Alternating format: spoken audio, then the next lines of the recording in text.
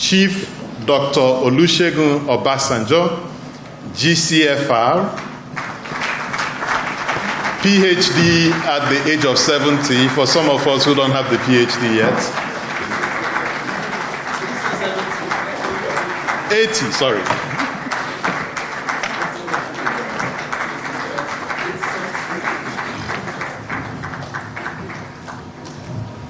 Please be seated.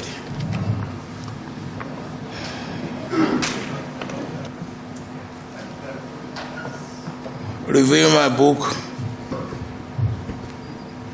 in 2014 and for, of course, inviting me here today and for trying to reduce my age. Because I got my PhD at the age of 80. I don't know. And you reduce it to the age of 70. When I came here this morning, and I couldn't jump out of the car the way I used to jump out of the car, I said to Ambassador Igali, I said, it appears I'm growing old.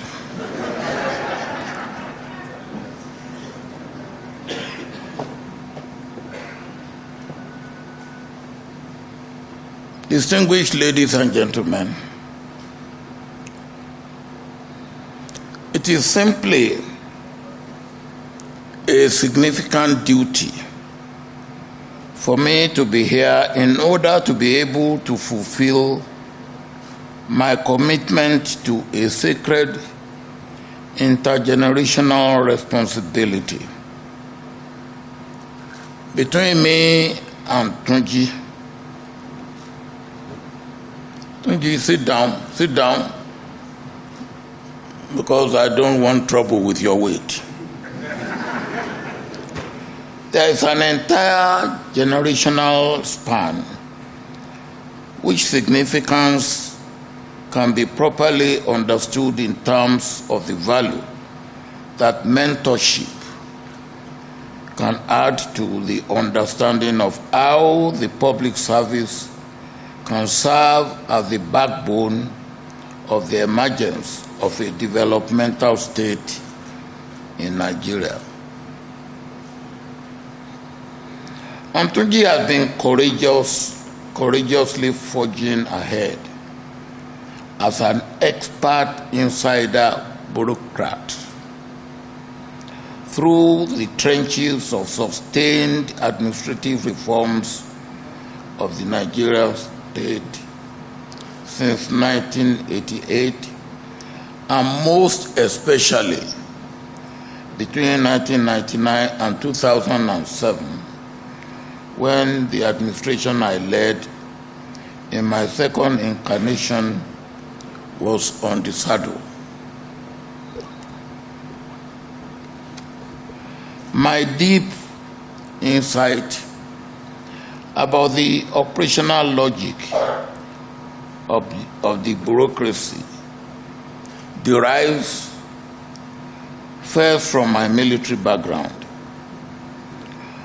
And by the time I resumed as president in a democratic dispensation in 1999, I was already convinced from my rich experience in governance about the great benefits a focused government could derive from a capability-ready and professionalized civil service deployed to the imperatives of democratic governance. And so it became axiomatic for me that once I could get the reform of the public service right, the job of achieving good governance was already half done. It was therefore easy for me to set the task of achieving a deep-seated systemic change and reorientation in place by first allowing the civil service to jumpstart its own self-introspection on how the public service reform strategy could be crafted.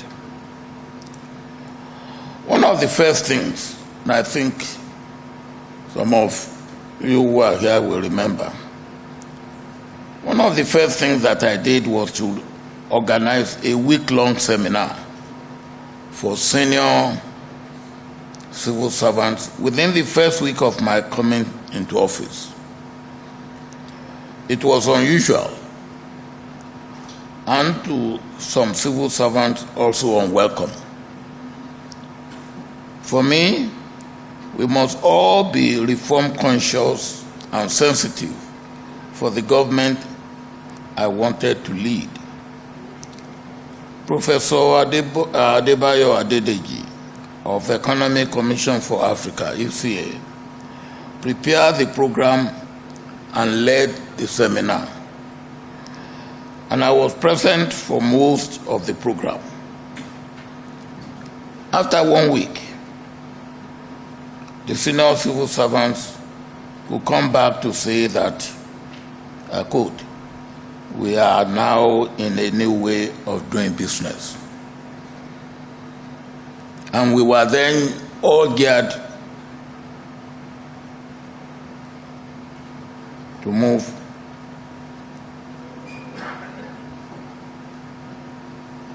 ahead, full steam ahead.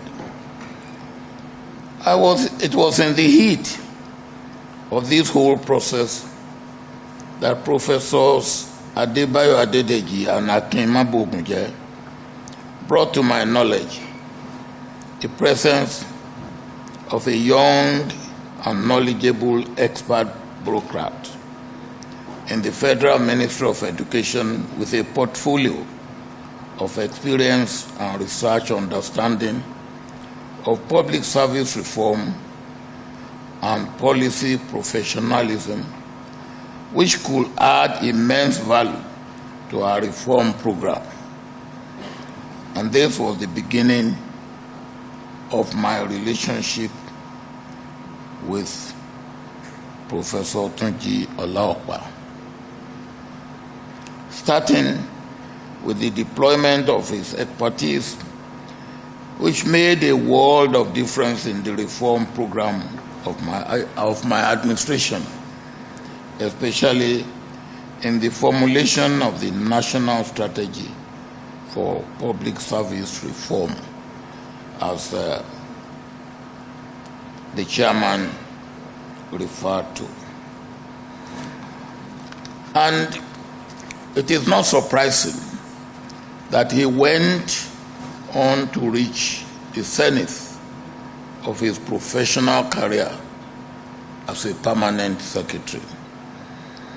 I was following his career even when I was out of office. Unfortunately,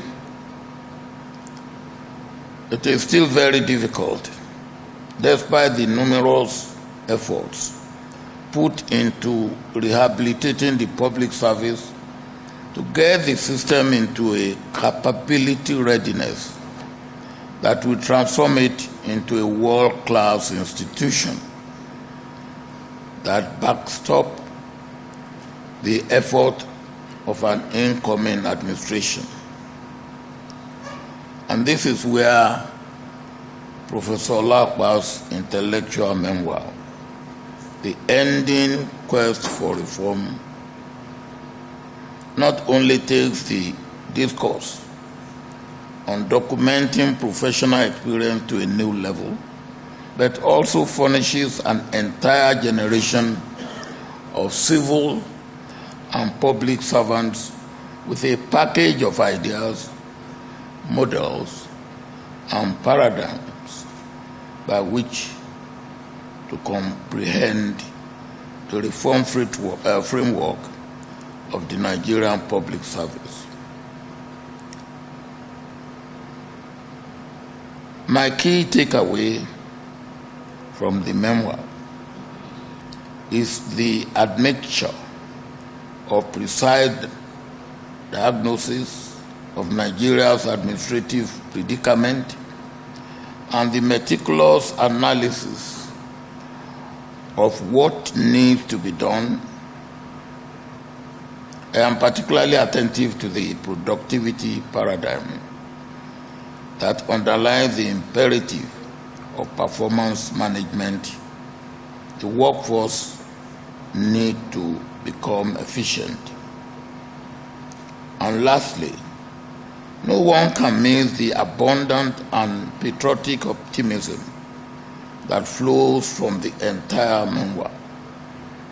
Faith in the omnipotent power of God and hope that Nigeria can indeed be transformed. Let me digress a little bit here.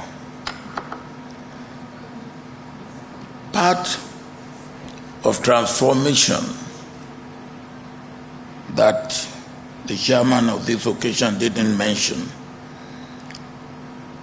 was what he and I undertook to transform the militants in the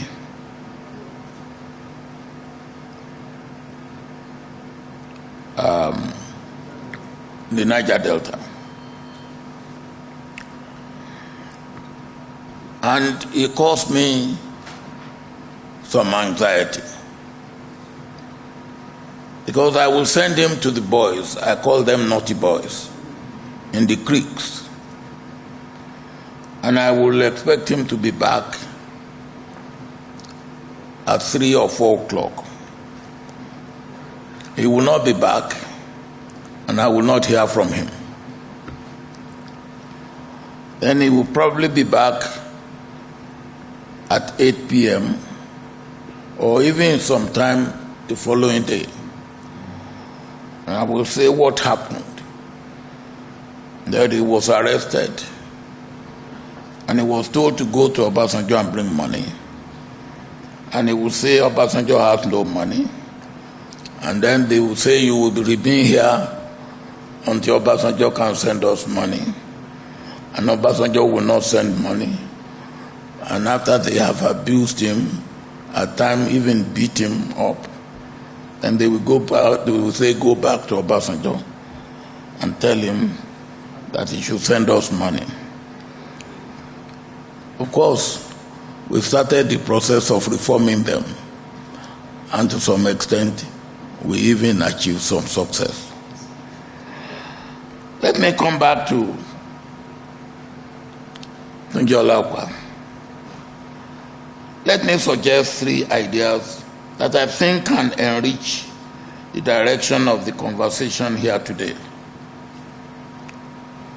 1, given what we saw during the elections, Nigeria is now even more divided and more corroded than we thought.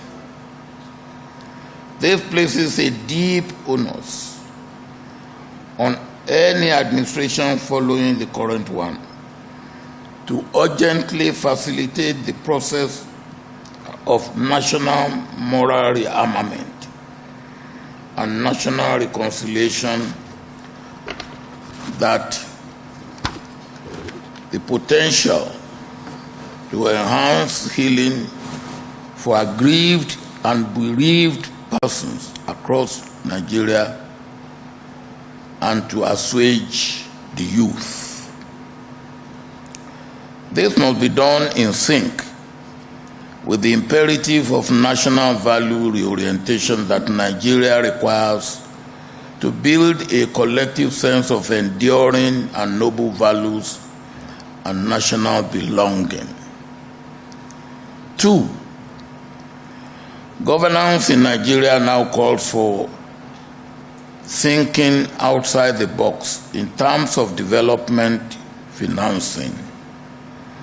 This has become inevitable in the face of Nigeria's dwindling fortune in oil revenue, Nigeria's huge foreign indebtedness, and the urgency of diversifying Nigeria's monocultural economy. We cannot be spending like drunken sailors on frivolities and corruption and expect development and growth. Such situation cannot take us into the fourth industrial revolution already underway or prepare us for the fifth. My experience and understanding, however, is that the money to develop and grow our economy is out there.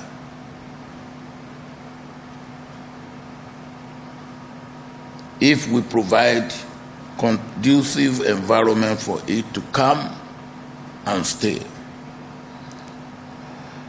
3, political will, political action, and administrative efforts must be invested on reforming the public service into a capability-ready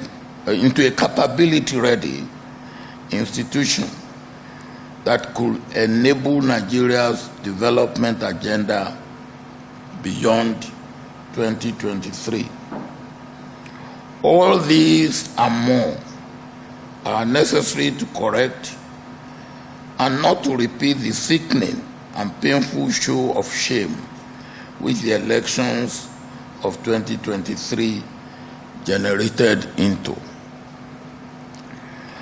Let me conclude by stating clearly that I am now too old to keep quiet and watch Nigeria seemingly clueless lurch into a dystopia. All efforts are now required from all well-meaning and committed patriots to rescue the nation from the precipice. And when I look at the audience, I have a feeling that among the people who can do it and who must do it are some of you here. And that becomes my own personal obligation to continue in my relentless service as letterman, dedicated in my twilight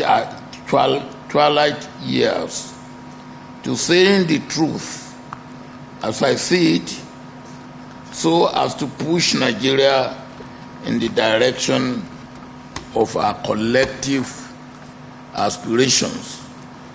And what is our collective aspiration? Or what are our collective aspirations? A better society where all Nigerians can become what the Almighty God has destined them to be. At times like this, some of us have to adopt the attitude of being known to be blind and not being afraid of the dark. But we must continually work for the light for all. Once again, I congratulate you, Tunji, for your continuing labor on behalf of the Nigerian Public Service, and most importantly, for adding this significant intellectual memoir to your huge corpus of publications and to the annals of administrative reforms in Nigeria at a defining and auspicious moment like this. This memoir must find its way into all federal and state ministries, as well as the national libraries in Nigeria. Of course, it must become one item in the fundamental reading list for all serious-minded Nigerian development workers public managers, policymakers, development theorists and planners, and administrative scholars. I want to sincerely appreciate Patrick. Where is he? Oh, it's when I call you, you are going to the chairman. Listen to me. I say I want to sincerely appreciate you and next year and Ibadan School of Government and Public Policy for putting this event together. I really appreciate your effort. And for inviting me to participate, even though I'm getting old. May God bless you all and bless the Federal Republic of Nigeria.